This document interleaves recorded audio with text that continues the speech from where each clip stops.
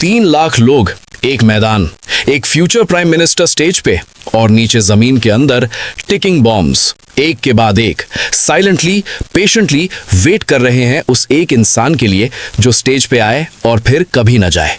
ये कोई मूवी का सीन नहीं है, ये 27 अक्टूबर 2013 का सच है। पटना गांधी मैदान। और सबसे शॉकिंग बात ये नहीं है कि ब्लास्ट्स हुए, सबसे शॉकिंग बात ये है कि प्लान था 3 लाख लोगों की भीड़ में इतना बड़ा धमाका करो कि स्टैम्पीड हो जाए और उस स्टैम्पीड में खुद मोदी भी मरे या इतनी बड़ी ट्रेजेडी हो कि उनका पॉलिटिकल करियर खत्म हो जाए पीएम बनने से पहले ही।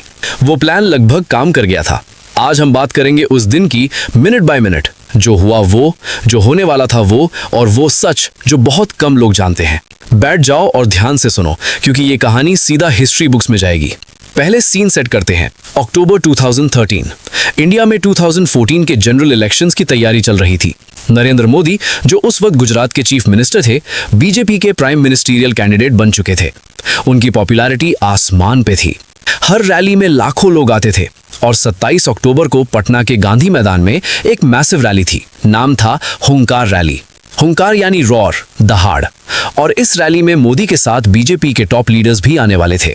इंटेलिजेंस ब्यूरो ने ऑलरेडी 23 अक्टूबर को यानी रैली से 4 दिन पहले बिहार पुलिस को एक स्पेसिफिक अलर्ट भेजा था।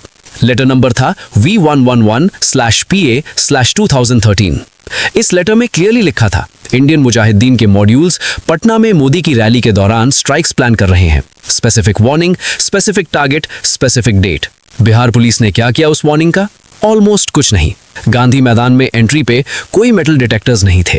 3 लाख लोगों की क्राउड बिना प्रॉपर सिक्योरिटी चेक के अंदर आ गई और टेररिस्ट्स जो पहले से प्लानिंग कर रहे थे वो भी अंदर आ गए बॉम्ब्स लेकर।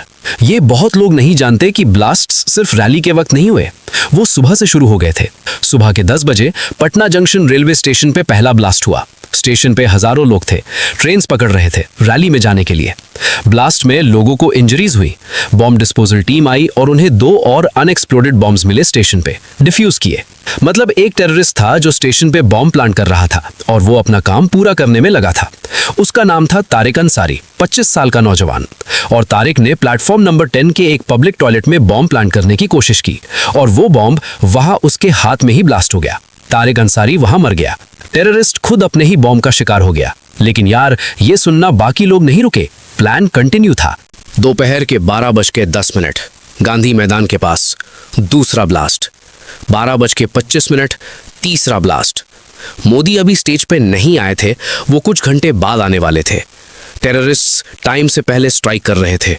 शायद नर्वस था, शायद प्लान में कुछ चेंज आया, लेकिन ब्लास्ट्स हो रहे थे। और फिर रैली शुरू हुई। मोदी स्टेज पर आए। 3 लाख लोग मैदान में थे, डेंस क्राउड। और वहां उन 3 लाख लोगों के बीच छुपे हुए थे छोटे छोटे बॉम्ब्स। लो इंटेंसिटी लेकिन इनफ टू कॉज पैनिक। एक के बाद एक रैली के अंदर ब्लास्ट्स होने लगे। 5 और ब्लास्ट्स गांधी मैदान के अंदर हुए जब मोदी स्पीच दे रहे थे। अब ये फैक्ट सुनना, क्योंकि ये सबसे चौंकाने वाला फैक्ट है इस पूरी कहानी का। रैली खत्म होने के बाद जब सिक्योरिटी ने मैदान साफ किया तो उन्हें एक अनएक्सप्लोडेड बॉम्ब मिला। वो बॉम्ब स्टेज के नीचे था, वही स्टेज जहां मोदी खड़ी होकर स्पीच दे रहे थे। सिर्फ कुछ फुट की दूरी पे एक लाइव बॉम्ब जो ब्लास्ट नहीं हुआ। क्यों नहीं हुआ? कोई टेक्निकल फेलियर, टाइमर काम नहीं किया, या अल्लाह का करम, जो भी मानो, लेकिन वो बॉम्ब था स्टेज के नीचे। और अगर वो ब्लास्ट होता तो आज की इंडिया की हिस्ट्री बिल्कुल अलग होती। और एक और बॉम्ब मिला एल्फिनस्टोन सिनेमा के पास, गांधी मैदान के बिल्कुल नजदीक। वो भी ब्लास्ट हुआ, 6 लोग इंजर्ड हुए। टोटल 8 ब्लास्ट्स पूरे दिन में, सुबह से शाम 5 बजे तक। अब वो चीज बताता हूं जो इस सबको एक सिंपल बॉम्ब ब्लास्ट से एक मास्टरमाइंडेड असैसिनेशन अटेम्प्ट में बदल देती है। इम्तियाज अंसारी जो अरेस्ट हुआ, उसने इंटेरोगेशन में बताया असली प्लान क्या था। प्लान ये नहीं था कि मोदी को सीधा बॉम्ब से मारो। प्लान था मैदान के चारों तरफ बॉम्ब्स लगाओ, एक साथ ब्लास्ट करो, इतना बड़ा धमाका करो कि 3 लाख की क्राउड में पैनिक हो जाए और फिर स्टैम्पीड हो। उस स्टैम्पीड में डेलिबरेटली विमेन और चिल्ड्रन को सबसे ज्यादा निशाना बनाना था ताकि कैजुअलिटी काउंट मैक्सिमम हो और उस केओस में मोदी भी मारे जाएं या सीरियसली इंजर्ड हो। ये एक लेयर्ड प्लान था, एक सोफिस्टिकेटेड असैसिनेशन अटेम्प्ट जो मास मर्डर के थ्रू एग्जीक्यूट होने वाला था। और ये प्लान ऑलमोस्ट सक्सीड हुआ, लेकिन एक चीज ने इसको फेल किया। बीजेपी की ऑर्गेनाइजर्स ने क्राउड को समझाया कि ये फायर क्रैकर्स हैं, लोगों को काम रखा, स्टैम्पीड नहीं हुआ और मोदी ने स्पीच दी पूरी बिना स्टेज छोड़े। उस स्पीच ने क्राउड को और काम किया। अगर मोदी स्टेज छोड़ देते, अगर ऑर्गेनाइजर्स क्राउड को सच बता देते, तो शायद 3 लाख की क्राउड में स्टैम्पीड से हजारों लोग मर जाते। अब इन्वेस्टिगेशन की बात करते हैं, क्योंकि ये भी कम इंटरेस्टिंग नहीं है। NIA नेशनल इन्वेस्टिगेशन एजेंसी ने नवंबर 2013 में केस अपने हाथ में लिया और उन्हें मिला एक 15 साल का लड़का जो रांची से पटना आया था बॉम्ब्स लेकर। एक माइनर। टेरर नेटवर्क इतना डेस्परेट था कि उसने एक टीनेजर को यूज किया। मास्टरमाइंड था Haider Ali alias black beauty, Indian Mujahideen का सीनियर ऑपरेटिव। पाकिस्तानी लिंक्स थे, उसे 2014 में अरेस्ट किया गया। और एक और ट्विस्ट, टेररिस्ट मास्टरमाइंड मोहम्मद तहसीन अख्तर, जो सेकंड हाईएस्ट रैंकिंग लीडर था इंडियन मुजाहिदीन का, वो निकल आया। करो कौन था? बिहार के एक सीनियर पॉलिटिशियन तकी अख्तर का नेफ्यू। बिहार के रूलिंग पार्टी JDU यानी नीतीश कुमार की पार्टी के एक नेता का रिश्तेदार टेररिज्म में इन्वॉल्व निकला। तकी अख्तर ने तुरंत डिसोन कर दिया अपने भांजे को, लेकिन मीडिया में कनेक्शन आ गया। 2021 में 8 साल बाद NIA कोर्ट ने 9 लोगों को कन्विक्टेड किया। 4 को डेथ सेंटेंस, 2 को लाइफ इम्प्रिजनमेंट, बाकी को 7 से 10 साल। 2024 में पटना हाई कोर्ट ने डेथ सेंटेंस कम्यूट करके 30 साल इम्प्रिजनमेंट कर दिया, यंग एज कंसिडर करके। अब एक इंपॉर्टेंट चीज समझते हैं, क्योंकि बहुत लोग सिर्फ इंडियन मुजाहिदीन का नाम सुनते हैं और आगे बढ़ जाते हैं, लेकिन ये ऑर्गेनाइजेशन एक्चुअली क्या थी ये जानना जरूरी है। इंडियन मुजाहिदीन यानी IM एक होम ग्रोन टेरर नेटवर्क था जो 2000s में एक्टिव हुआ। लेकिन होम ग्रोन मतलब ये नहीं कि इंडिपेंडेंट था। IM के पाकिस्तान के लश्कर-ए-तैयबा और जैश-ए-मोहम्मद के साथ डायरेक्ट लिंक्स थे। ISI पाकिस्तान की इंटेलिजेंस एजेंसी ने IM को फंड किया, ट्रेन किया और ऑपरेशंस के लिए गाइड किया। ये एक प्रॉक्सी नेटवर्क था जो इंडिया के अंदर रह के इंडिया पे अटैक करता था। IM ने 2006 से लेकर 2013 तक अहमदाबाद, सूरत, जयपुर, दिल्ली, हैदराबाद, पुणे कई शहर में ब्लास्ट्स किए। हजारों लोग मारे गए और इंजर्ड हुए इन सारे अटैक्स में। 2013 पटना ब्लास्ट उनका आखिरी बड़ा ऑपरेशन था और उनका सबसे एम्बिशियस, क्योंकि इस बार टारगेट था फ्यूचर प्राइम मिनिस्टर खुद। और NIA की इन्वेस्टिगेशन ने एक और बात रिवील की। पटना ब्लास्ट के लिए फंड्स आए थे हवाला के थ्रू, डायरेक्टली पाकिस्तान से। मतलब ये सिर्फ कुछ लोगों का पर्सनल प्लान नहीं था, ये एक स्टेट स्पॉन्सर्ड अटेम्प्ट था। एक फॉरेन पावर ने इंडिया के इलेक्शन प्रोसेस को, इंडिया के फ्यूचर को इंटरप्ट करने की कोशिश की थी। भाई, इस पूरी कहानी में एक चीज है जो हमेशा पीछे रह जाती है।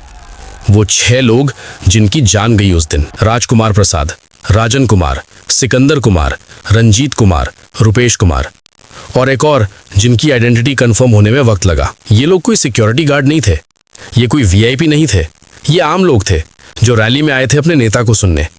कोई अपने दोस्त के साथ आया था, कोई अकेला, कोई शायद पहली बार इतनी बड़ी रैली में।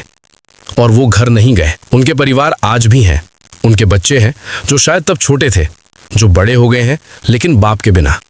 कॉम्पनसेशन मिला कुछ हजार रुपए, जो किसी की जान की कीमत नहीं होती। और मीडिया में उनका नाम सिर्फ एक बार आया, जब ब्लास्ट हुआ। फिर सब भूल गए। मोदी बच गए, मोदी PM बने, इंडिया बदल गया। लेकिन वो 6 लोग वो उस दिन मैदान में ही रह गए, हमेशा के लिए। अब एक और एंगल जो इस कहानी को और भी डिस्टर्बिंग बनाता है। इंटेलिजेंस ब्यूरो ने 4 दिन पहले वार्निंग दी थी, स्पेसिफिक वार्निंग, लेकिन कोई मेटल डिटेक्टर नहीं लगाया गया, कोई प्रॉपर पेरीमीटर सिक्योरिटी नहीं थी। 3 लाख लोगों को बिना चेक किए अंदर जाने दिया गया। NIA की रिपोर्ट में क्लियरली लिखा, serious security lapses at multiple levels. Bihar police पे सवाल उठाए गए, स्टेट गवर्नमेंट पे सवाल उठाए गए, लेकिन किसी बड़े ऑफिसर का कुछ नहीं हुआ। कोई बड़ा सस्पेंशन नहीं, कोई बड़ा कोर्ट मार्शल नहीं। ये पैटर्न इंडिया में हमेशा दिखता है। टेरर अटैक होता है, इंक्वायरी होती है, रिपोर्ट आती है, डस्ट में दब जाती है, और अगली बार फिर वही होता है। 2008 में मुंबई अटैक के बाद भी यही हुआ, 2016 पठानकोट में भी यही, 2019 पुलवामा में भी इंटेलिजेंस वार्निंग थी 49 दिन पहले कि कॉन्वॉय पे अटैक हो सकता है, और 40 जवान शहीद हो गए। वार्निंग देना काफी नहीं होता, वार्निंग पे एक्शन लेना जरूरी होता है। ये इंटरेस्टिंग कनेक्शन है जो बहुत कम लोग जानते हैं। जुलाई 2024 में अमेरिका में डोनाल्ड ट्रंप एक इलेक्शन रैली में थे पेंसिल्वेनिया में। जब एक गनमैन ने उन्हें निशाना बनाया, ट्रंप का कान के पास बुलेट लगी, वो बच गए। एक अटेंडी मर गया। उस इवेंट के बाद ग्लोबल मीडिया ने सडनली याद किया 2013 बटना ब्लास्ट्स, क्योंकि दोनों इवेंट्स में एक ईरी सिमिलैरिटी थी। Future leader, election rally, assassination attempt, survivor. Trump बच गए, मोदी बच गए और दोनों देश के लीडर बने। हिस्ट्री में ये कोइंसिडेंस सिर्फ कोइंसिडेंस नहीं लगता। और इस सब के बाद एक चीज सोचना, 27 अक्टूबर 2013 को अगर वो स्टेज के नीचे वाला बॉम्ब ब्लास्ट हो जाता तो 2014 के इलेक्शंस क्या होते? क्या बीजेपी वही रिजल्ट्स लाती? क्या इंडिया की फॉरेन पॉलिसी वही होती? क्या ऑपरेशन बंदर, ऑपरेशन सिंदूर ये सब होते? एक बॉम्ब जो ब्लास्ट नहीं हुआ, और उस एक बॉम्ब ने इंडिया की पूरी ट्रेजेक्ट्री बदल दी अलग तरीके से। हिस्ट्री में ये व्हाट इफ के सवाल कभी आंसर नहीं होते, लेकिन सोचा जाता है, जरूर सोचा जाता है। 6 लोग उस दिन मारे गए, उनके नाम है, उनके परिवार हैं जो आज भी न्याय का वेट कर रहे हैं पूरी तरह से। उन्हें याद रखना। और अगर तुम आज की इंडिया को समझना चाहते हो तो उस चेन को समझना होगा। पुलवामा से बालाकोट तक, पहलगाम से ऑपरेशन सिंदूर तक, ये सब एक कनेक्टेड स्टोरी है। और वो स्टोरी मेरी ऑपरेशन सिंदूर वाली वीडियो में है, जो स्क्रीन के राइट साइड पे अभी दिख रही है। वो जरूर देखो और कमेंट में लिखो हुंकार अगर तुमने ये पूरी वीडियो देखी। लाइक करो, सब्सक्राइब करो, बेल आइकन दबाओ। मिलते हैं नेक्स्ट एपिसोड में।